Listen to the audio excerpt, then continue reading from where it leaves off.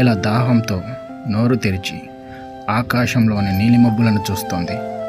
పక్షులతో కిటకిటలాడాల్సిన చెరువులు వల్లకాడలా మారాయి. మన ఊరి నీటి కాలువ సమస్య మన అందరి బాధ్యత. తెల్ల కాగితంలో రాసుకున్న ప్రతి ఒక్కటి మన సొంతమైతే మనసు తెల్ల చొక్కాలా కలకలలాడిపోతుందిరా.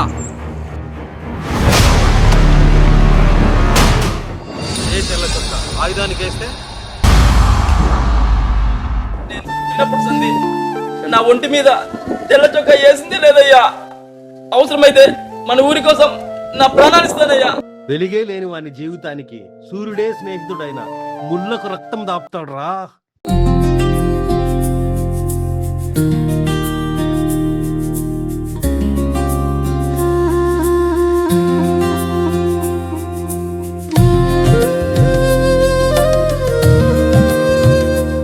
మట్టి వాసనతో కూడా కడుపు నింపే నా తల్లి ఈరోజు నీరు అడుగుతుంది.